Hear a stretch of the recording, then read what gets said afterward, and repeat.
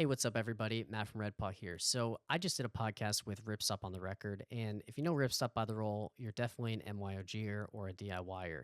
And in this last one, we talked about how to buy an industrial sewing machine. We talked about red flags, where to look, what to do when you're going to bring the machine home. And I felt like this would be a good video to follow that podcast because this way I can just go through a couple of ads and identify some red flags, see which machine you should definitely be checking out, and also which ones you should be running away from as fast as you can. So here we are, we're in my Facebook feed. Keep in mind, I'm in Tarpon Springs, Florida. So I've set this to about 12 miles as my filter, so it's kind of close and super local to me. You'll see Newport Richey, Clearwater, etc., just the local area. So I recommend you pick your exact area when you're doing this search, filter for approximately how far you're willing to drive. And if you don't see anything in that close proximity, expand your filters out a little bit so you know what's out there and you get a better idea of the price. Now, that said, I look at these machines often. I probably do this 3 or 4 times a week just to glance through Facebook and see what's out there, even though I have no space to actually get a new machine. So, without any further ado, let's just start looking through some listings and I'll tell you what I'm thinking as I'm looking at the listing in real time. So, we're going to start with our first one here right away. Works bought to redo boat interior. Okay, photo absolutely despicable. We're just gonna go ahead and skip that one. Okay, a FOF 1245, $2,600 used for 30 minutes. Okay, they say it goes for $3,500 originally new. So there's a slight discount on this. A video right away is a huge green flag. They're kind of showing us everything we want to see. Wow, okay, has scissors, some accessories. Okay, let's keep scrolling through the listing here. Everything is bagged up. They even had a cover in the first video there. Doesn't look like the guy's lying. This looks like a sweet walking foot machine. The only problem for me is it's kind of expensive and we've got a clutch motor. Now, the clutch motor is fine. This looks new. Just keep in mind it's going to be very loud. And I'd say you should I recommend you should replace it right away. It's about $130 to buy one of these, and it is a lot more accurate. It's more quiet. It uses less energy. So if you do buy a used machine and it comes with a clutch motor, I recommend you replace this almost right away. It will be the biggest single upgrade you do to your machine. So I would pass on this one just based on the price. I think you can get a walking foot for less than $2,600. That said, this looks nice. This looks new. Okay, so now we have a King Max DLN 9010. Oh, Matt Evans. I don't know if I trust that guy. I'd probably just skip that one. All right, now we're over in Clearwater. This is probably a half-hour drive for me. Okay, let's look at our listings here. We have a couple Conso 206 RBs. Those are awesome walking foot machines. That would be sweet for making packs. Okay, ooh, that's an expensive one, a long arm one. Okay, but that's not our first one. Okay, so this 206 RB, $800. Again, it's got the clutch motor. Looks a little older based on the electronics here. This is your on-off, but it has reverse. I've seen 206s without it. Let's see. Okay, then we got the Seiko, another walking foot. Looks like there's two of those, $1,200. Here's that long arm for $3,200. A really sad picture here. Okay, a little closer. This one looks like it's been used in a factory for sure. And I'm guessing that based off the wear here up front. You can see where the paint's kind of chipped off. Another sign is the tape. A lot of factories will use tape as a permanent seam allowance guide because you have to imagine they're doing one function on these machines generally. They're doing one seam allowance for a long period of time, so they'll just stick tape on there as a really easy guide. That said, I wouldn't discredit the machine just because it's been used. Industrials will last a really long time. So $800 for a 206 RB. I would probably get this one. This would be worth checking out. This isn't that far of a drive for me. Oh, it's not that far. If I were looking for a new pack machine, I would definitely be considering this. Okay, now we got some embroidery machines. And I know nothing about embroidery machines, but man, this looks pretty cool. Let's see, we got another one. Okay. 3,000 bucks to do some embroidery is a little out of my price range, but that's pretty cool if you know what you're looking for. Let's see, $300 for an unnamed, no model listed industrial machine. I'm going to just go ahead and say pass. Also, this is mounted on the table the wrong way. And you can tell because this is the back of the machine. There's your knee lever. There's your foot pedal. And you can see this little divot. That's for the pulley that should be on this wheel right here. So this guy who's selling this, Danielle, who's selling this, they definitely don't know what's going on. I don't know that I would buy this machine just based on the fact that this is mounted in the table the wrong way. Okay, let's keep going. Horrible picture. Can't see anything, but it's a vintage 1910 Singer treadle machine. This would be a cool piece. I would not expect this to work. I wouldn't pick it up unless it was just a display piece. Okay, Singer, zigzag. Perfect working sewing machine. Okay, no model number. There's no plate. I can't tell. Boy, it looks beat up. I'm going to say skip. Okay, it's his mother's antique sewing machine. Not operational. No thanks. Mercury. I don't know anything about that. I don't know if that's a reputable brand or not. It's definitely seen some use. You can see the paint chips here. Good with any fabric. I don't believe you. I'm going to say pass. Now we've got some home machines here. I'm just going to go ahead and skip those. I would rather somebody just buys a home machine new. I don't really see the need in buying a used one. Okay, let's see. Pinellas Park. That ain't too far. Zigzag double stitch. Okay, is it a double needle? Hard for me to tell. 199RB-1A-1. I know nothing about this. I have never seen a motor like this before. I can't give a super educated opinion on this, but that definitely is pretty cool looking. Okay, and we got an industrial cover stitch here. Oh, good. It works great. It looks like it's definitely been used. Again, you can see the marks. I, again, don't know anything here, so I shouldn't comment, but that could be pretty cool if it does work. Okay, a 1245. We were just looking at one of these. This one says Mauser Special, but I believe that and Pfaff are the same company. Let's see. They're willing to deliver 1250. That is half the price of the first one we saw. This looks like a pretty killer machine. Wow, these motors again. How have I never seen that? Okay, it's made in Germany. This would be a pretty cool machine. Again, when you get there, you have to try it out. So you bring your scrap fabric, you bring something that you're going to be sewing on, and use that to test exactly if this machine will do what you need it to.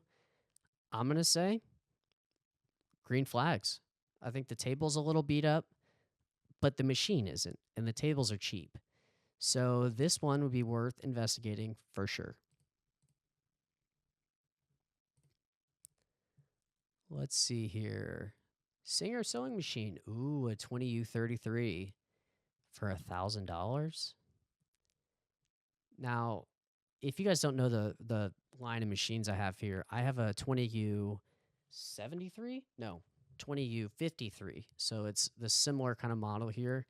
I picked that up in 2017 for $350. Mine was a little more used. The table's a little more beat up. These are actually really great machines, and you can do a lot on them. I wouldn't expect it to be heavy duty, but they're really awesome machines. I have mine set up for zigzag, like wide zigzag on folded elastic binding, and that's all I do on that machine. but I love mine. I still wouldn't pay $1,000 for it. Pass. It's been listed for a year for a reason. Okay, we have another 206 RB5 here.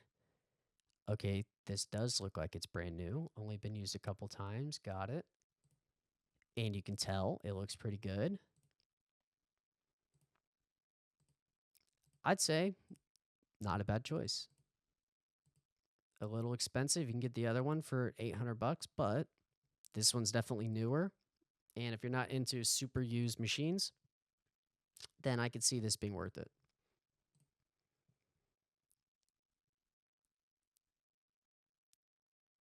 Are we going to load here? Okay, walking foot sewing machine by Pfaff. Nothing listed for model number. I can't tell what it is. Ooh, that's an ugly looking clutch machine. Table's beat up.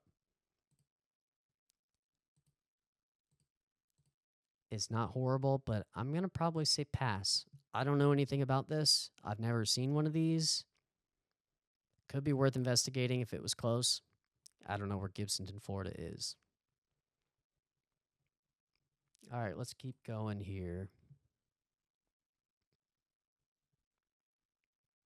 We got a Juki DNU 1541S. I've talked about this a lot. I love my 1541. It's my favorite machine. It does everything I ask it to and more. I've had it for 7 years. These are fantastic machines. Now, this one is definitely more used, even though I've been using mine almost daily for 7 years. This one looks more beat up. So that tells you the condition of previous owner. Okay, it's got a servo motor, so that's a good sign. Back is definitely a little dingy. $1,300. Okay, I bought mine new for $1,250 with $350 shipping in 2018 for reference. Now, machines have gone up in price since then for sure, but this is an interesting one. I think these are great machines. A lot of this could be cleaned up. I would consider that one. Perfect for packs. You could do leather. You can do a lot with the 1541. So that's nice to actually see that here on the listings. Okay, industrial sewing machines, $200 each.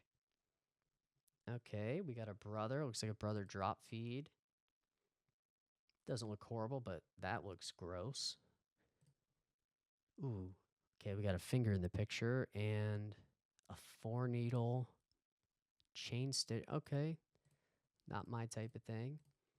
Is this Juki for sale? Why aren't we getting pictures of that? Okay, we're going to skip. We're going to skip.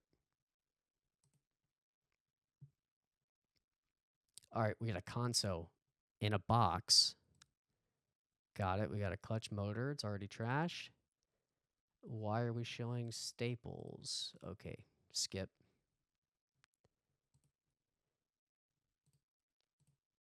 Okay, we got another Brother. Okay, you see the Sharpie here. That's for the needle size that it uses. Not the best photos. I'm assuming it's a drop feed, but I can't even tell the model number. Skip.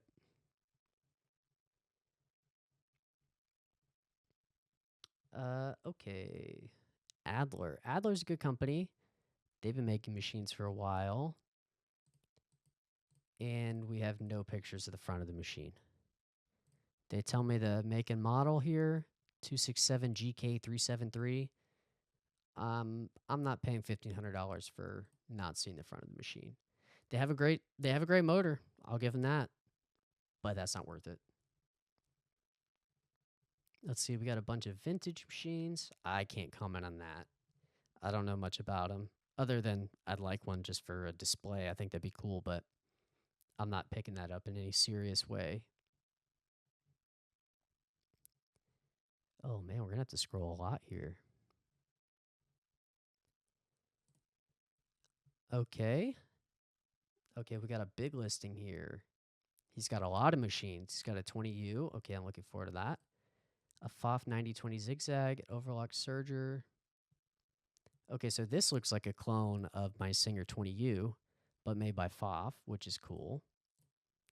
Okay, here's the 20U. This is looking good. I don't know which exact model of the 20U it is, but that's what it is. These are sweet. They don't say a price here, so that's questionable. They want a reasonable offer. You can probably negotiate with them. We're going to skip the rest of these. Okay, a high lead. Okay, so this is an interesting machine if you haven't seen it before. These are pedestal machines. Now, I don't know where this would come into play for MYOG, but there's obviously a very specific use for needing the bed of the machine to be a pedestal and then also having it to have a small workspace. That's not for the average guy. If you know you need one of those, you know you need one of those, and I don't. Let's see, a FOF 145 H3. It's beat to crap, that's for sure. But we got a video, green flag. He's running it, but he's not running it super fast. Okay, but hey, it looks like it works. But gosh, it is beat up. Table's brand new. I'm going to say skip. I'm sure it works, but man, it's beat up. I don't even want to see the inside. Who makes this? Artisan. I wouldn't say Artisan's a brand. I don't know. I don't get the same feeling from Artisan for reliability that I do from Juki, but there's a lot of these out there, and some people have had good success with them. Ideal for leather and plastic. It is a walking foot. I would say this is worth investigating. It doesn't look too beat up. The machine itself looks pretty good. $700. You can make some packs with that. Okay, now we have a console. $1,000 console. It looks brand new. They say it is too. Can't tell from the pictures, but I'm assuming it's a drop feed. I'm going to say skip. Okay, now these are cool. And this looks new.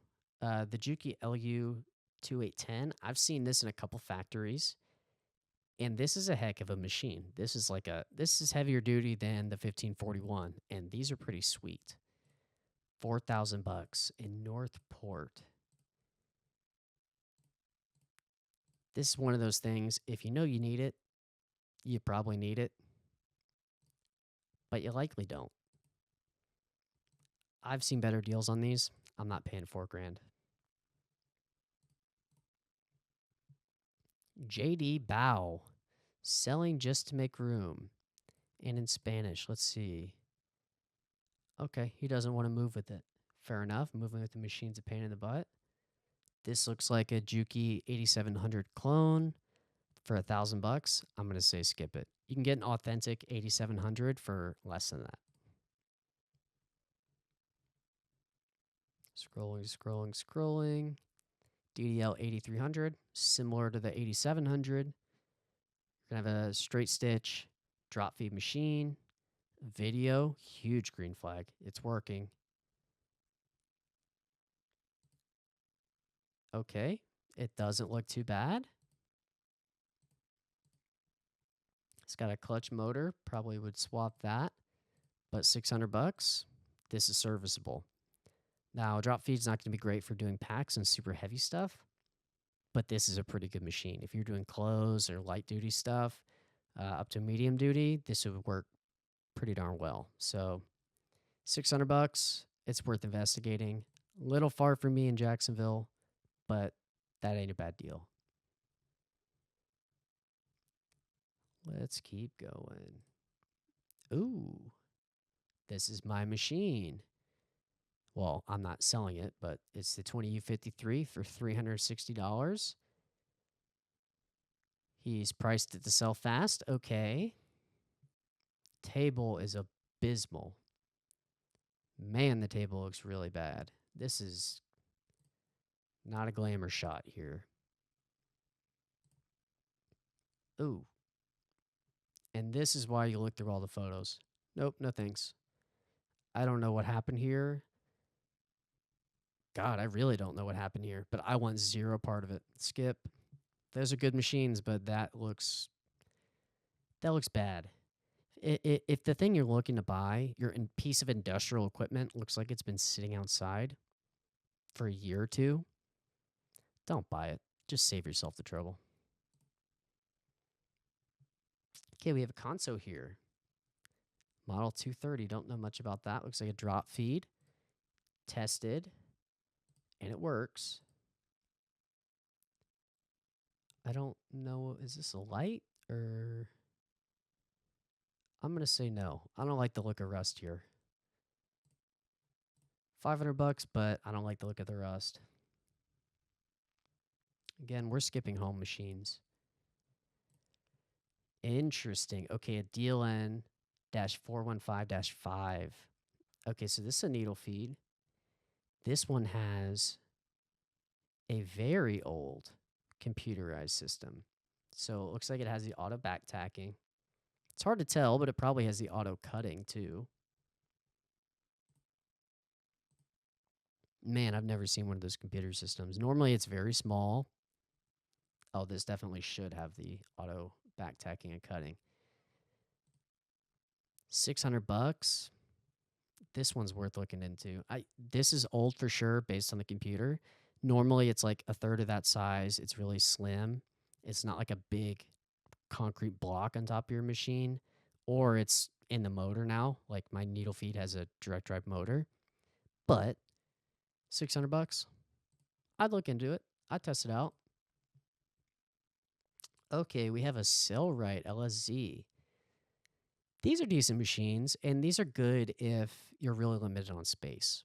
It's not an industrial machine, but it fits a category. And to me, that category is the maker who is not ready for a big 4 foot by 3 foot table with a big heavy machine on it.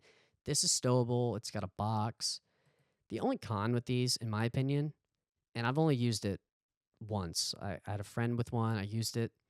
It's loud. It hums. It's kind of clunky. And you can see here with the space between the needle and the machine itself, it's very small. So you're really going to have to wrangle your projects in between them. Like if you're doing a backpack, it's tough because you're going to be running into the side of the machine right here. That said, I wouldn't totally steer clear of these. I think they're pretty good. Sailright's a cool company. They do offer service for the machines in terms of like support. That's worth a check, but $1,000 is quite a lot for this. Another 20U53. Okay, from a sewing repair guy too. 540. I kind of dig it. Now, yeah, the paint beat up for sure. This has been used 100%. Clutch motor. Ooh, table's beat up too. But this one would be worth checking out. You can get a new table for somewhere around $200 approximately, depending on where. Like if you have a local sewing dealer, you can get a new table for about $200. If you assume new table plus the servo motor, you're looking at maybe $350 to $400 on top of this, so that'd be a little expensive. But provided this works great, you'd have a really killer machine. And if you had a collection of machines, this one really serves a great purpose. I absolutely love mine. So that's worth looking at. See, we got a typical walking foot with a binding attachment already on it. I don't know anything about typical machines, but this doesn't look too bad. It looked fairly new. Okay, we got a very shaky cam video. It's better no video, I guess. What are we doing here? Is it being used as a quilter? What in the world's going on? I don't understand this. I'm not a quilter. I'm going to say skip. $600 isn't terrible, but I don't know what's going on in that video.